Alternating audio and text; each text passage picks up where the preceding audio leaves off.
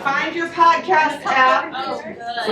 Good girl. That's right. I'll show you where your podcast app If you is. don't know where your podcast app is, I don't know. Yes, I'll tell you where it is. built in. Okay, did you find it? It's the purple. I have my work phone, I can't do that. You got it? You can. Okay. Guys, I'm giving you instructions, so you have to be quiet and listen up. That's good. Did you remember that I was a ballet teacher? Okay, so go to the little magnifying glass in the right-hand corner down below and type in the Dance Studio Podcast. And I'm getting there. I have a whole plan. I swear to God, I know what I'm doing. I know. Okay, the Dance Studio Podcast. Okay, you got it? There's a peak. If you don't have it, Jessica will come around and find it for you. Then touch it, open it up. Now go up in the right-hand corner, up top, and touch the little plus sign. Now you're following the Dance Studio Podcast. And, well, some people, of course, are already following the Dance Studio Podcast. Now, you go back down to the magnifying glass and start another. Look for becoming your best version. Do I have to? Uh-oh. I don't know. How am I doing? Do I need a microphone or you guys can hear it? Hear you. Okay. Maybe don't go too far away in case they can't hear me. I'm a shout. I'm a loud lady. yes. Okay. Becoming your best version. So did you all find that? That's Maria's podcast. If you found it, please hit the plus sign up in the right-hand corner and follow that.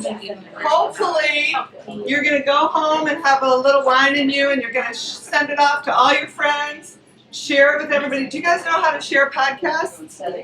Those three little dots, just touch them, and then you can share it with anybody in email or text or whatever. Okay, so thank you for doing that. That is the price you had to pay for the glass of wine you have in your hand right now. So I really appreciate it. Seriously, thank you all from the bottom of my heart for being here tonight. I can't tell you how grateful I am to live in this community and count so many of you among my friends. This is truly a special place to live. I want to thank Kelly Grant for offering to host this event. Kelly is a phenomenal woman who cares deeply about this community, and she cares about supporting women and small businesses. And we are very lucky to have ALX and Kelly right here in Alexandria. I also want to thank Ashton Fortune for all of her efforts putting everything together and marketing it so nicely. So, many of you know that I recently opened a business called Clear Path Forward, an advocacy private investigation firm. And Kelly asked me to talk about why I went from being a dance teacher to a private investigator. So here's my crazy story. I'm humming along, having a great life. I'm the owner of Just Dance. My husband's getting real close to retiring after a lovely long career. Our children are all grown up. They have careers of their own. They're happy and healthy. Life is good. Everything's smooth. And out of the clear blue sky, my husband is wrongly accused of something horrible, ludicrous, fantastical, and impossible. And the investigation that ensued was extremely superficial and careless. And as we all know, when we're sloppy, a lot can go wrong. A series of errors occurred that were so outlandish. I gotta read this one. A series of errors were made that were so outlandish they would have been funny had they not been directed at destroying my husband's character and career. Honestly, I would have had trouble believing this could happen to anyone, if it hadn't happened to us, but I'm here to tell you it did and it can. It was a large, read this one too. Because he was being accused by a large and trusted institution, we were absolutely terrified. There were times we were very worried that no one would ever believe he was innocent. He was being pressured to sign papers admitting his guilt in exchange for a quiet resignation. Because he had the same job for almost 20 years, and we were so afraid of their threats, it was hard to see that we had any options. Luckily, we have a strong marriage, and we had friends and family who believed us and supported us. And my husband he had coworkers that were willing to put their own jobs and careers on the line to stand up for him at his hearing. And there's just no way I can express to you how grateful we will always be for the rest of our life. I think you understand. So we were fortunate enough to have resources to hire attorneys, a private investigator, and a computer forensic expert. Most people can't do that, by the way. And once we got the courage to fight for my husband's innocence, our team of experts showed them all of the errors that they had made. And instead of apologizing, they doubled down and became malicious. And if they weren't malicious, the incompetency was so off the charts, it appeared malicious. Our faith in society, the system, and institutions was completely rocked. There were times we were so afraid, both of us contemplated committing suicide. We just could not figure out how to navigate through this mess and move forward with our lives. It was terrifying. There were so many factors that contributed, and I want to cry. I want to get videotaped, and I want this to work. Okay. There were so many factors that contributed to my husband's exoneration. First and foremost, the kindness, support, and trust that we experienced from our friends, most of you. Also, our private investigator was able to bring forth the truth, and we were able to show the undeniable facts that resulted in my husband's complete exoneration, a written apology, and his job and reputation restored. I decided I never wanted anyone to be this afraid when they hadn't done anything wrong. And I wanted to be the strength that someone needs when trying to get through a difficult situation. I don't look very strong right now. I can do it. So I got trained as a private investigator, and I worked for a former SWAT team police officer for 2 years, and with his friendship and help, I opened an advocacy private investigation firm called Clear Path Forward. I hope no one in this room ever needs my services, and I hope no one you know ever needs my services. But if you do, I will be there for you. Maria was kind enough to interview me on her podcast, Becoming Your Best Version. And she's also written a book called 50 After 50. And I thought it would be cool to get 50 women together in a room to listen to Maria's story and be the strength that we all need to become our best versions. So I give Maria Leonard Olson.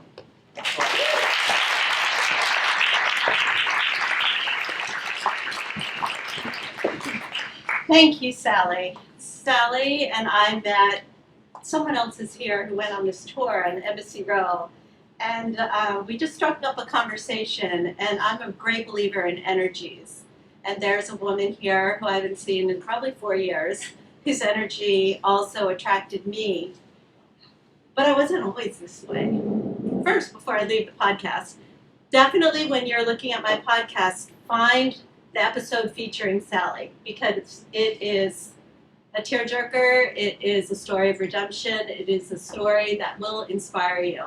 My podcast is aimed at highlighting women, and all of you know them, so feel free to take my card and send me suggestions or nominate yourself. I wish to amplify the voices of women, because in our current society, we are still not given the platforms that that men are given. It's still that way. So I seek to amplify voices of inspiring women, and they range from congresswomen to actors to authors to everyday women who have compelling stories. So please do forward those to me, and I release new episodes every Friday. So at age 50, I got divorced. I became an empty nester. I got sober from alcoholism, and I was living alone for the first time in my life. I had to change everything about my life. I don't know if a lot of you know people who are in recovery, but we are told through 12-step programs at least, that if you get yourself well, you don't put yourself back into the soil from which you came that maybe contributed to your getting sick. So I had to find all new friends. I moved. I live south of Annapolis now. Being near water is something that really feeds my spirit. So I live on the Chesapeake Bay. And it was a hard slog. I am a recovering people pleaser. I used outside affirmations as a barometer of my self-worth. I had been raped as a teenager. I had been sexually abused as a child, and I didn't tell anyone for decades. And when the Me Too movement started, I finally told my story. I spoke at the National March to End Rape Culture down on the mall.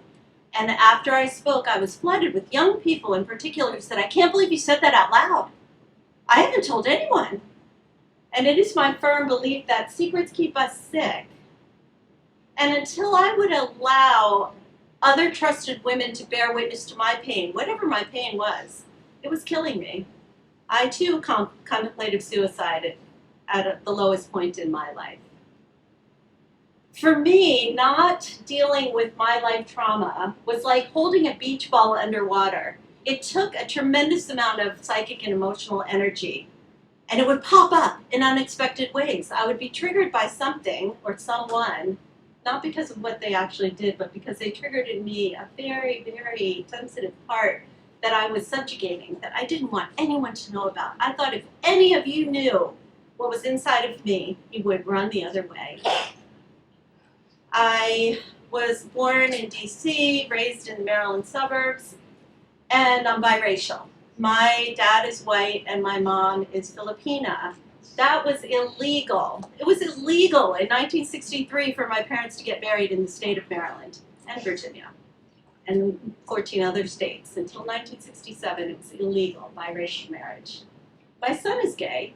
And when I told my children, they're in their 20s now, "Oh yeah, Lola and Grandpa couldn't get married in Maryland or Virginia," they are like, "No, that's not true." I'm like, "It is. Look it up. Google it." And I said to my son, "If you choose to marry, your kids will not believe that it was illegal until 2013. But that was not that long ago. And I think it's important that we remember that it's not that long ago. So I had to learn self-care. My self-care, prior to my life falling apart at age 50, was to wear many masks. I'm a chameleon. I can be whatever you want me to be. I found solace in books. I went to University of Virginia School of Law, one of the top 10 law schools in our country.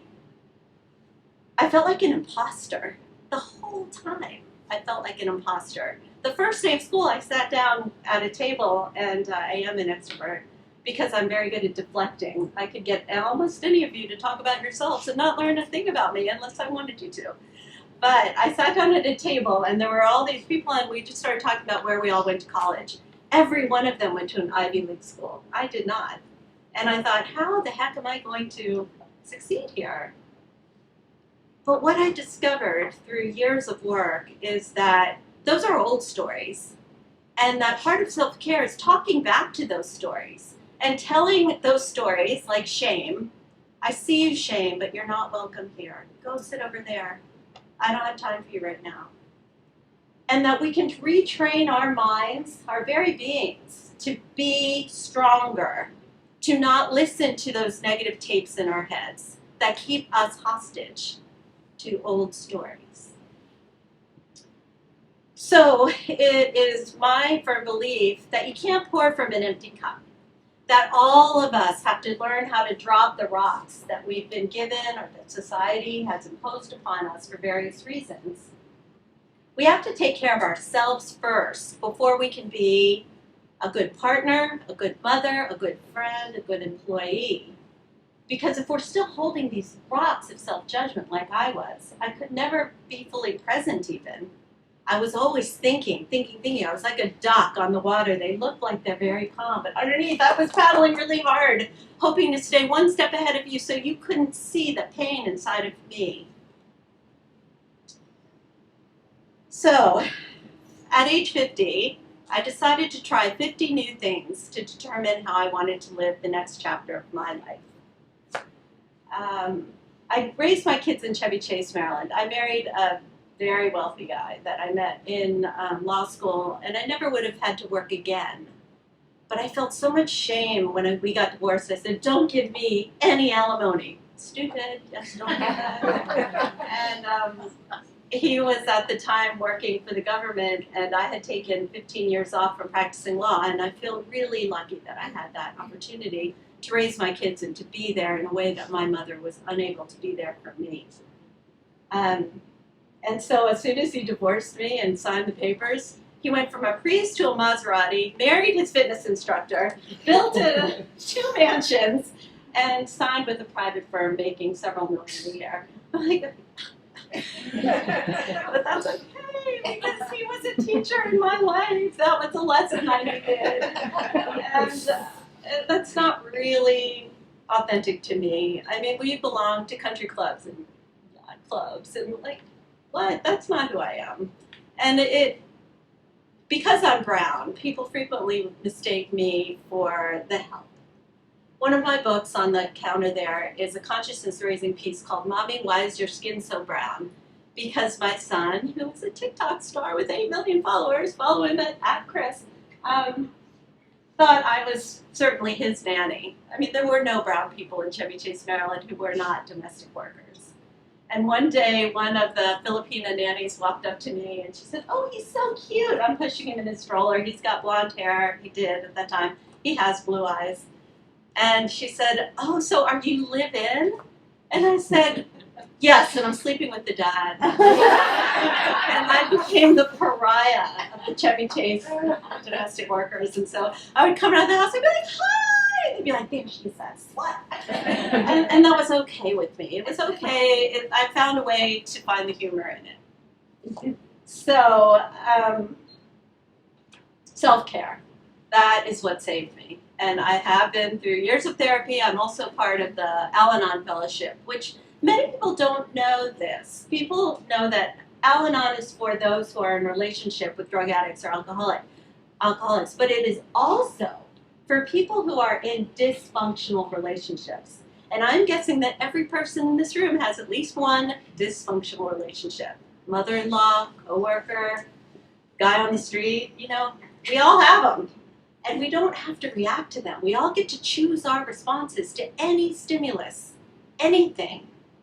One of my favorite books is Man's Search for Meaning. And this was a doctor who was interned during World War II in one of the camps. And they couldn't break his spirit because he knew that everything could be taken from him, and everything was, except his attitude. He could wake up every day and say to himself, I'm going to help someone else, and I am not going to get broken here. And that's where he found his meaning. So I know that I can choose my response. I no longer even get mad at people who cut me off in traffic. I'm like, that person may have gotten a bad diagnosis today. That person's having a bad day, and that doesn't have to penetrate my serenity. So self-care is a broad concept. According to the Oxford Dictionary, it's the practice of taking an active role in protecting one's own well-being and happiness, in particular during times of stress. And it encompasses a lot of different things. For me, there are 5 principal ways of self-care. They are physical self-care, which is something we all probably are cognizant of. Nutrition, what we put in our body makes a difference. Physical activity, physical needs. Emotional self-care. How many of us really express our needs? How many of us seek out support from friends or a partner for our emotional needs? If you keep them bottled up, that can hurt. Mental self-care, cognitive health. If you don't keep learning, you start dying. Alzheimer's studies, my grandmother had Alzheimer's, show that if we can build new neural pathways, listening to TED Talks every day when I get dressed in the morning, or doing word puzzles, doing crosswords, just keep stimulus, keep those neurons firing or else they wither away. Social self-care. I don't know if you're familiar with the Blue Zones projects, but people who are social, who join clubs or have at least one good friend, those people live longer. Spiritual self-care. I was raised Roman Catholic. The Catholicism of my youth was very punitive. My parents got divorced in 1969 and were excommunicated. Anyone who got divorced in the 60s was excommunicated. And yet my father would drive my brother and me to church, and we'd sit there among the big Irish Catholic and Italian families and feel like freaks. So my concept of spirituality before I got sober was very different than what it is now. Spirituality, for me, I find in nature. I find in goodness. I find in interactions with people whose energy uplifts me. So I think in some ways the quarantine could be a wake-up call to many of us. How many of us got along with less? How many of us went to the store less often? How many of us realized that what was really important were our relationships, not things, not stuff. Like when we die, you don't go on like the pharaohs with all your stuff. So it's relationships that feed me, experiences that feed me. I'm right now on a quest to visit 65 countries by the end of my 65th year. And I'm going to do it. I'm almost there. So I'm not going to spend a lot of time on physical self-care because we all know the importance of nutrition, low sodium, plant-based diet is good if you can, getting enough sleep, staying hydrated. It affects your brain function if you don't drink enough. And sometimes thirst is confused for hunger. So if you're at all worried about your weight, try drinking a glass of water before you eat anything. Because sometimes you're just thirsty, your body's craving liquid. It affects your brain function, your energy level. I also walk everywhere I can instead of drive. And in so doing, I've discovered these beautiful gardens and walking labyrinths in churches I've sped by in my car hundreds of times. I've met neighbors that I've lived next to for years and never had a conversation because I was always in a hurry or always in my car. But I'd really like to talk about emotional self-care. Emotional self-care is identifying, accepting, and expressing a range of feelings, which is vital to our health. Finding outlets to express yourself. We're each responsible for our own happiness. 50% of, well, according to some studies, 40 to 50% of your happiness quotient is something you're just born with. It's your temperament. But that means the other 50% can be a choice. You can choose via your attitude, via the people you surround yourself, via the things that you do, the things you listen to in the car. You can raise your happiness quotient. So I'm not looking for happiness via material things anymore. For me, it's all about relationships and experiences. I just ended a relationship I had with a guy for 8 years, but in the 8 years, I told him, don't ever buy me anything. If you want to give me something to celebrate an anniversary or birthday, I want an experience, something we can share together. Like, I know that I'm now 59. I've lived more of my life than I have ahead of me. I know that. I'm more cognizant, actuarially speaking, that I'm on the third of my life. I'm not going to waste a single moment. I've learned how to say no. That was something this people pleaser was not able to do before turning 50. And I can't just say no if someone asks me, but I can say I have another obligation. And that obligation, I don't have to tell anyone what that is because 9 times out of 10, that is recharging my own batteries. And I now know the importance of that, and I've discounted it before. Practicing gratitude is something that feeds my spirit and really helps with my emotional self-care. Because if we focus on everything good in our lives, I mean, even small things, like the fact that I can still stand up. I have friends who can't anymore. Or I can hear, I can see, I can taste. I know that because I live in this country, I'm going to have clean water today. And I have traveled all over the world where that is not the case. The very first thing I did after getting separated, which probably no one in this room will want to do, but I'm saying it because of what it taught me, is I sold most of my things. I see a lot of designer bags. Real, you can make a lot of money off real. Anyway, I sold a lot of my things, put the rest in storage, and I moved to Nepal. And I volunteered in a very remote town where they had no water, no medical care. The kids there learned on a dirt floor. They didn't know if they were going to eat on any given day. And what that became for me was an exercise in cultivating gratitude because I took so much for granted because I just happened to have been born in the US. I don't do that anymore. So stop shoulding all over yourself. I mean, that in our society, the word should, I believe, should be eradicated from all of our languages because should is something that just holds us back. How about could? How about I want to do something? I strive to do something, not beating ourselves up. Put down the bats. Cultivate self-love because until you love yourself, how can you expect anyone else to? I've now recognized the difference between being alone and being lonely. I never wanted to be alone because that meant I would be a little more introspective and I didn't like what was inside of me. So I always filled my life with people. And they weren't always the best people. They didn't always have my best interests at heart. So now I actually like my own company, and I spend time alone, and I spend time being present. So at this point, I'd love for you to think, what are 3 things that make you happy? What are 3 things that bring you joy? And they don't have to be big. It can be sunshine, the fact that it isn't raining right now. Well, we're going to walk to our cars. It can be anything. The smile you get in a child's face, the smile in a stranger's face if you meet their gaze with a smile. It doesn't have to be small, big, but anything that brings you a little lift is something that I would encourage you to dwell on. If you see something really beautiful, there are studies that if you focus on it for 20 seconds, your happiness quotient increases exponentially. Another tool that I had to work really hard on is not taking anything personally.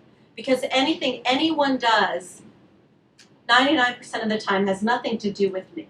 It's an amalgam of everything that's happened to that person, maybe what happened to them 10 minutes before encountering me. So I don't take things personally anymore from other people. And I try to accept that. And often it helps me to look at other people as hurt children because the majority of people don't deal with their childhood hurts. They just soldier on because we were raised at a time, for most of us, not the younger generation, but for most of us, baby boomers at least, we were raised to just soldier on. You know, don't dwell in that. You can do it. Because our parents were mostly Depression and World War II people who that was the way. And so we don't have to live like that anymore. Emotional skills can be learned. I didn't know that before. Nobody taught me. As I mentioned, I'm in 2 12-step programs. And the 12 steps of Alcoholics Anonymous and Al-Anon, in summary, are about believing in something bigger than yourself, working on your own character defects, making amends when you've wronged someone, and paying it forward. I think these 12 steps should be taught in every school because it is a roadmap for living that I wish I had had before now. So, mental self-care. We can all fill our lives with, now that we have the internet, my gosh, I mean, I took a typewriter to college, but now we've got these little computers that we carry around all day. Yeah. We can listen to TED Talks, we can listen to podcasts, we can fill our minds with positivity. Like, even listening to a really good Beatles song lifts my happiness quotient. And I really encourage you during downtime, especially getting ready in the morning, like I have this ritual where I get my coffee, I deep breathe, I think of 10 things for which I am grateful, from the profound to the mundane, and it really sets me up for a great day. I even learned how to make a PowerPoint. Like, most of us in this room, well, not most of us, a good portion of us are digital immigrants, where the young people are digital natives. They know how to do this stuff. It's intuitive. My son, starting at age 8, used to try to charge me $5 every time I asked him a computer question. And now he's a successful entrepreneur, so okay, that was good training, I guess. Social self-care. Go to the next slide. Social self-care means nurturing relationships. Oh yeah, I got myself a motorcycle. That was one of the things I did at age 50, and my kids are like, what? I said, when you turn 50, I support you getting a motorcycle. Not before then, but at 50, yeah, sure, do that. And we live in DC, where we can join Smithsonian classes. There's so many free things in our city. And Sally and I met on an embassy tour. Like, do you know that when you set foot on an embassy's grounds, you are technically in another country? We have such riches in this city.